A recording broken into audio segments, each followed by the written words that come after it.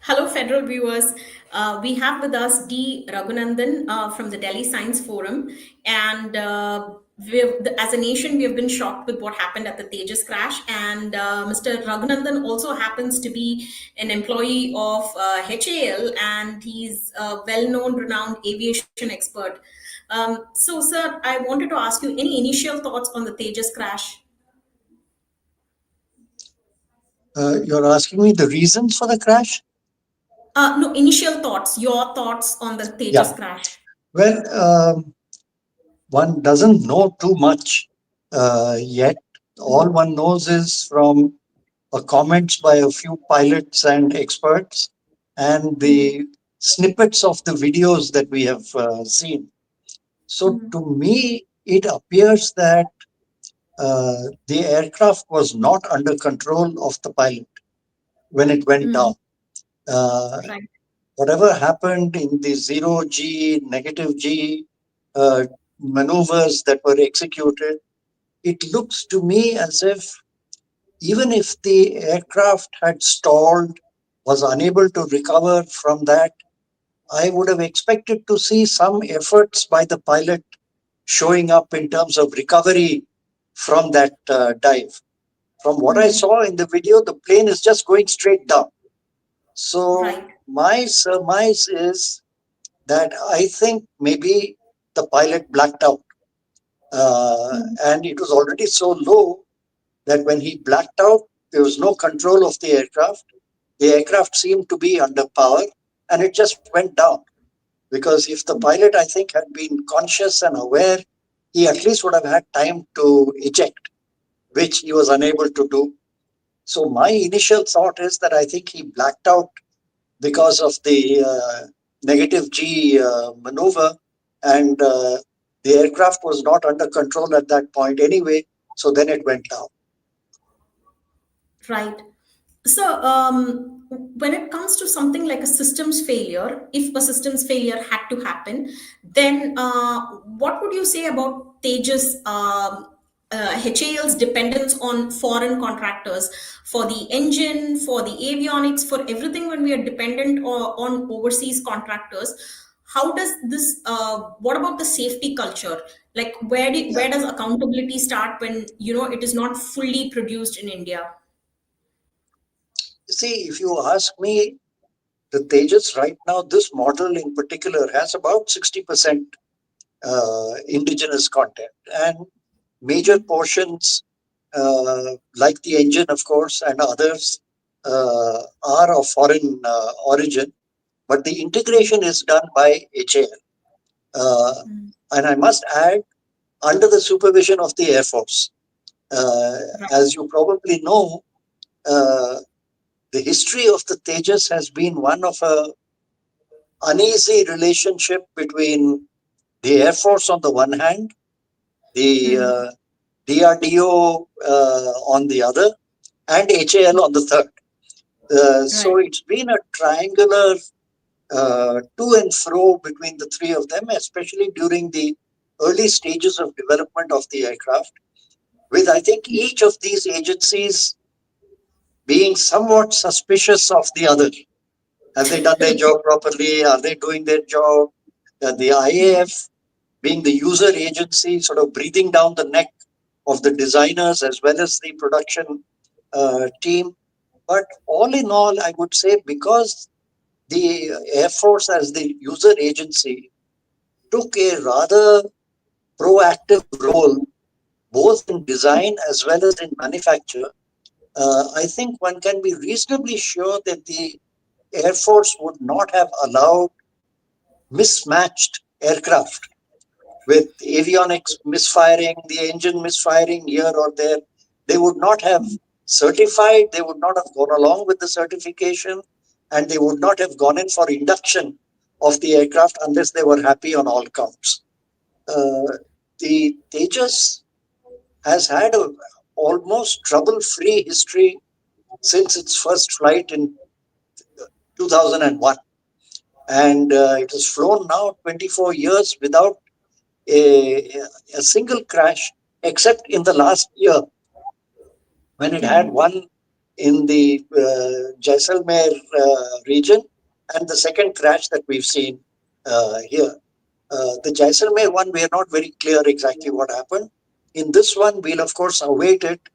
But even in this case, if uh, there was a loss of recovery or a lack of ability to recover from this maneuver, this is not something unique to the Tejas. These kinds of aerobatic maneuvers are tricky for the best of aircraft, and accidents can happen. Pilots can black out, even though they are trained to withstand negative G conditions, but it can happen. And from what other eyewitnesses have said, uh, the pilot was executing a loop, and the dive was ending with the aircraft going into a roll. And that's precisely the low altitude roll coming out of a dive is a very difficult maneuver, and the chances of losing control are somewhat high. So I would not at this stage ascribe any fault to the aircraft, because this could happen to the best of aircraft anywhere. True, sir. So when you're talking that this could happen to the best of aircrafts, there was an incident earlier where there was an F-35, which had an issue where its landing gear locked, and then the onboard system, the flight control systems, were mistaken into thinking that the plane was on the ground when it was actually in the air, which resulted in an engine malfunction. And the but that pilot had altitude, so because he had altitude, he was able to call maintenance, and they were on a call before he realized he couldn't retrieve the craft, and he survived primarily because of the altitude. So can you talk about the altitude? Like you said, it can happen to the best of planes, but can you say what this altitude means for this kind of an incident, be it pilot Yeah, due to the yeah, pilot or due to a systems failure? yeah. See, the chances of flight control malfunction in a uh, aerodynamic, in an aerobatic maneuver of this kind, where you typically shift the control conditions. 1 minute you're diving, the second minute you're climbing, the third minute you're executing a roll. These are typically the kind of things which place flight control systems under stress, because you're transitioning so fast between one maneuver and the other. Of course, the aircraft is designed, if, if, uh, if you're engaged in a dogfight, you're not going to be sailing along and executing smooth maneuvers. You are going to be doing sudden maneuvers and stuff like that. So you should be prepared for it. But flight control systems can be vulnerable. There are risks of losing control in aggravated circumstances of this kind. It's rare, but as you rightly said, we've got that recent F-35 case where the fighter's flight control system could not respond, or responded to the wrong signals in a way that was unexpected. And they had to sort of go back and adjust the software to take care of this problem if it recurs. So, yeah, there is a problem, although it would be very rare, I should imagine, because we've seen the Tejas going through these kinds of maneuvers in air shows for many years now. The Tejas has been a regular even at the Dubai Air Show many years prior, and without a problem. So it's one of those things which occasionally happen. I still don't have any evidence to say that this element or that of the aircraft misfired. Sure, sir. So when you're talking about Tejas, the fact that it has had successful runs for so many years, can we also talk about the engineering backbone behind it, sir? In your opinion, being an aviation engineer, why is it that like propulsion or engines are still the biggest bottleneck? Like, what prevents us from becoming 100% Indian? Like, why Sure. after 30 years has India not been able to give its own reliable jet engine? What is the reason as an engineer for it, sir? Uh, Within aviation, I'm an aero engines man myself, uh, more than the airframe. So this is something about which I have This is like reasonably right up your intimate lane. knowledge. Uh, Okay. there is this common expression when if you're Mm, asked something, people say, well, it's not rocket science to say that, mm, it's not such a complex thing. Let me tell you, an aero engine is a far more complex piece of machinery than a rocket engine. So if you really want to make somebody give a comparison between what is easy and what is difficult, instead of saying it's not rocket science, you should say it's not an aero engine. Because that is, I okay, think, that's like the perhaps the toughest. most Okay. complex of Uh, engineering structures that have been dealt with at all. There are three or four factors which make it very complex. The mm, first is the number of moving parts that go to make an aero engine. There's a large number of moving parts, all of which have to work together smoothly to enable, especially in a fighter aircraft, quick changes in operation from slow to fast to turns and etc. Or and deliver smooth power through all this so that the aircraft doesn't go into a stall or whatever. So it's a very complex piece of machinery. It involves a compressor which makes pressure. It then goes through a combustion chamber where it's mixed with fuel and burnt. That should raise the temperatures considerably. mm, Then it is exhausted through a turbine, which brings temperatures down from 1800 Celsius or so down mm, there to exhaust and give you thrust. Now, mm, this part, the combustion, and then the turbine, which delivers the power, that's called the hot section. Now, that mm, is not only about the design of the uh, engine, the aerodynamics of that, the airflow through that, but it's also to do with materials. You must have mm, those kinds of materials which can withstand high temperatures.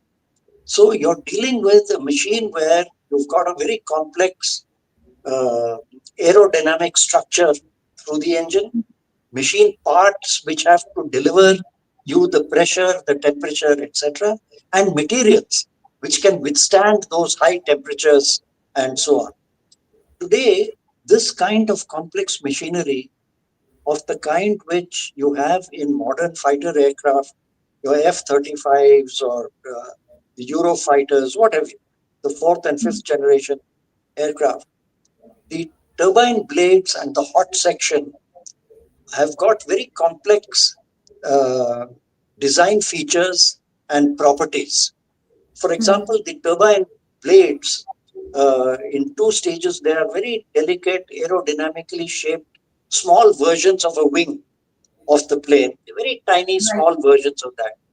And the air has to pass through that aerodynamically, like it does over the wing, and that Mm, makes the turbine rotate.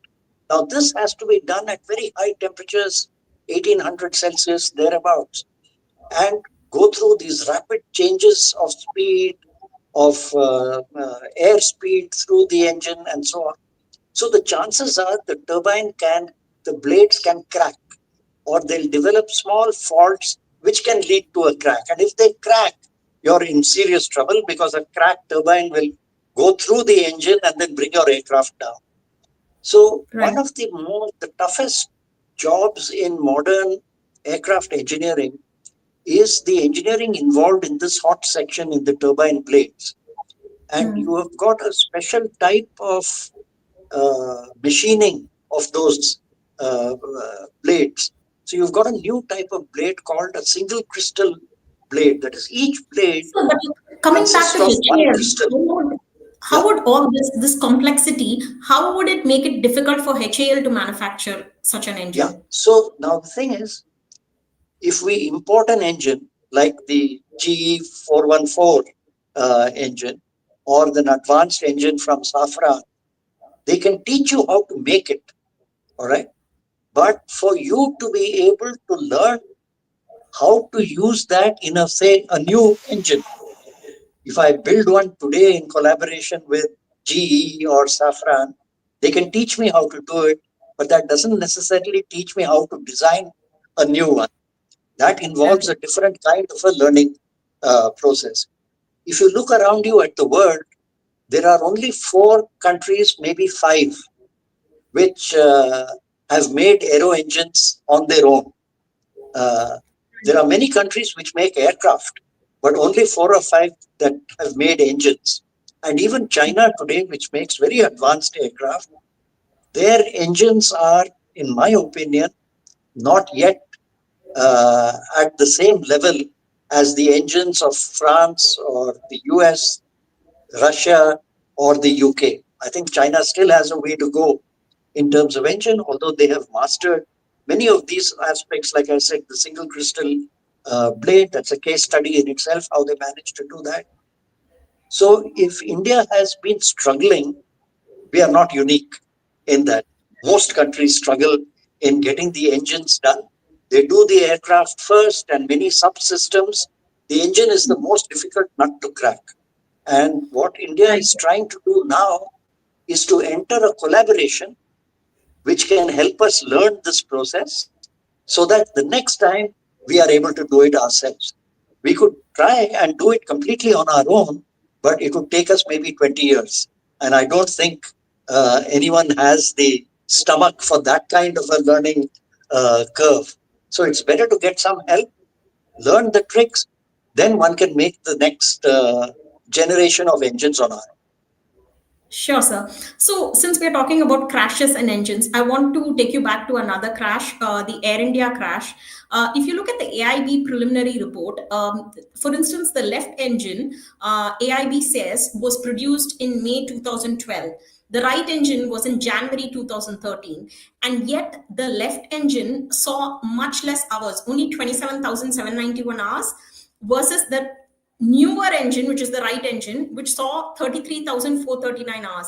But even put together, I was told by engineers that the average for a 12.5 13 year old engine, the average span would be 45,000 to 50,000 hours. So since the total engine hours seem to be only 27,000 or 33,000, and given that these two engines were installed on this plane VTA and B only in May and March of 2025, it means that they were used in another aircraft, and then they were sitting in a storage facility somewhere and only then came to India. So is this normal, the engine hours? Like for the left engine, it was produced in May 2012, and it has an engine hour of 27,791, and the right engine, Jan 2013, the newer engine, has 33,439.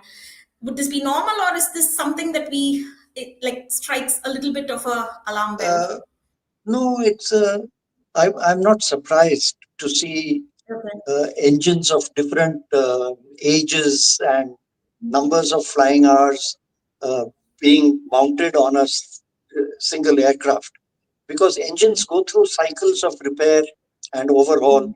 So if I've got a brand new Airbus twin engine aircraft and it goes in for a regular overhaul, so both the engines go for overhaul, then I may or may not be waiting for the next set of engines to come in, or I may have a couple of engines in stock which I mount on this while the overhaul is proceeding.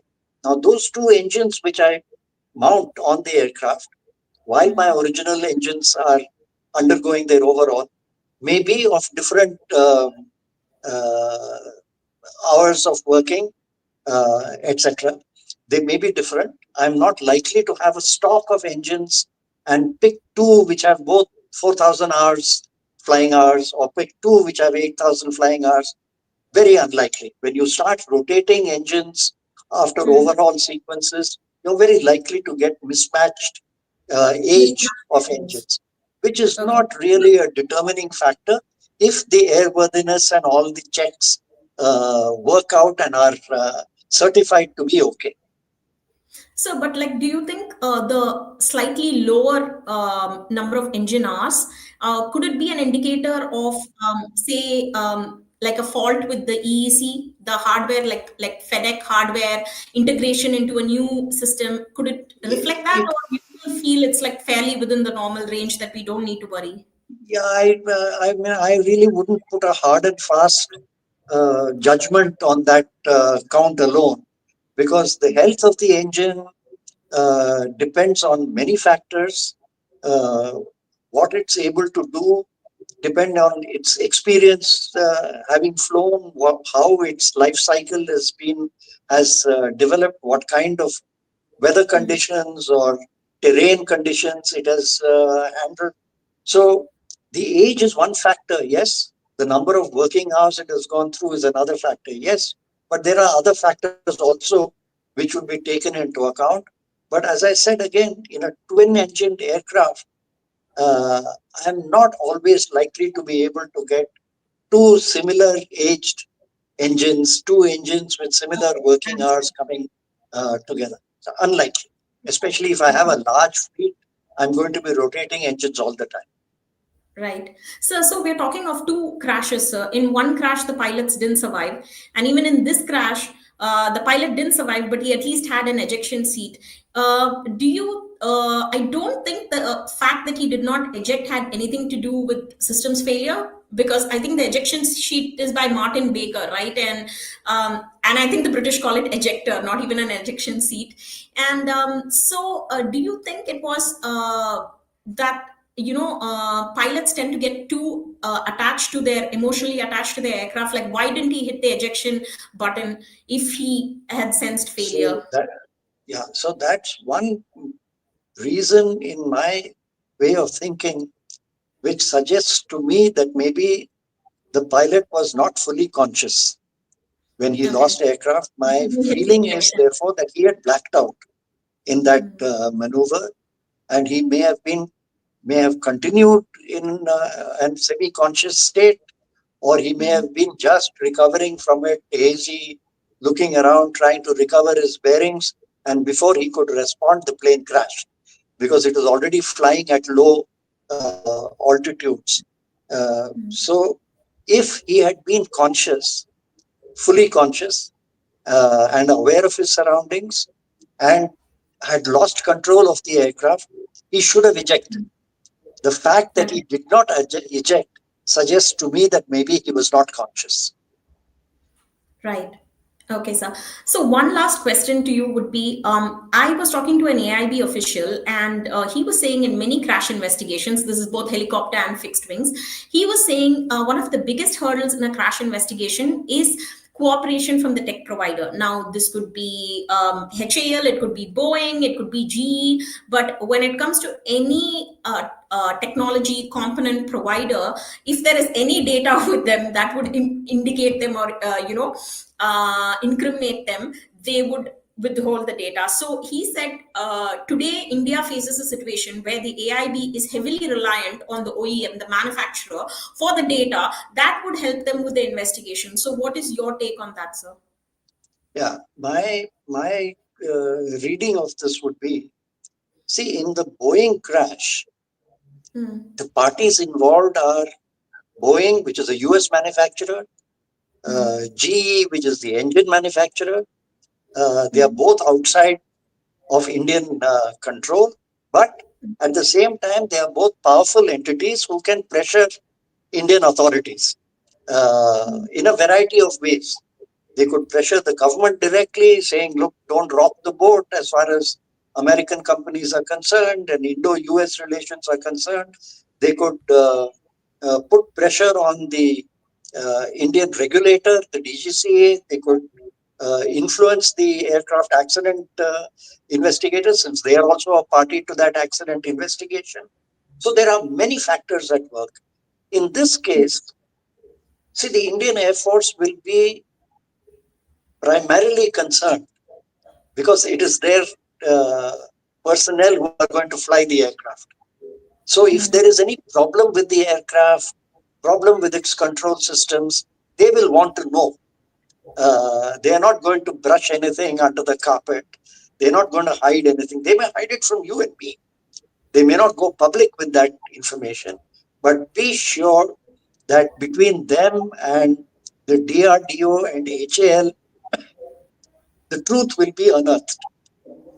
Right. Because for the Got Air it. Force, it's central to their existence. They don't gain anything by hushing anything up. Even if the government tells them to be quiet, go gentle, maybe it's HAL's fault, or maybe there's a design fault. All they will do is to say, okay, we won't go public. But between them, you can be sure there'll be a shouting match involved. So I'm far less worried in this case about secrecy and things getting brushed under the carpet. There's far more chances of that happening in the Air India case and the civilian agencies than there is in military circles. Right, sir. So one last question to you is like data. So when it comes to avionics, actuator systems, and see, because this is not just about the performance of the aircraft, it's also about India's defense. It's also about the data systems it is reliant on. So at some point, if we have a foreign component provider, like be it Israel or someone who could not necessarily always act in India's interest, do you think our avionics at least should be completely like in terms of politically, not engineering wise, for political safety reasons, would you want the all our avionics to be indigenous?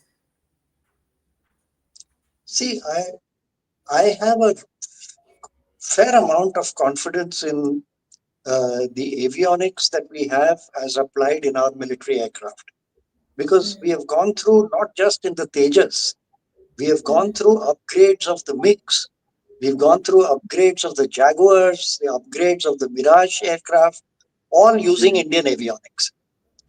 In fact, we had to struggle to get the French to accept the Indian avionics getting integrated into the Mirages. The French would have loved us to continue with their avionics, but we kept insisting we want our own avionics there. This continues to be a tussle with the Russians, and it is still a struggle with Dassault in the Rafale aircraft as to which controls are going to be Indian and which are going to be theirs. With Dassault taking the position that unless they are our components, we won't take responsibility for what happens, etc. So I have a reasonable amount of confidence in our avionics. They have been well integrated, and as I said earlier, the tortuous course through which the development of the Tejas has taken place has also ensured that robust confidence has been built uh, between these stakeholders, the Air Force, the DRDO, and HAL, in these various uh, systems and their integrity and their performance and their integration into it. So I'm reasonably certain that those parts are okay. We will find out more, of course, through the black box information. I don't know whether they have been recovered yet or not. I know a team has gone there to recover the black boxes. We should get a lot more information from there to see what has happened, particularly with the flight controls. And also, if we hear anything from the pilot at all, which will tell us more about his state of mind, the extent to which he was conscious or semi-conscious, or was had his bearings around him, whether he had his orientation right. We'll find out all those things more once the black boxes are found.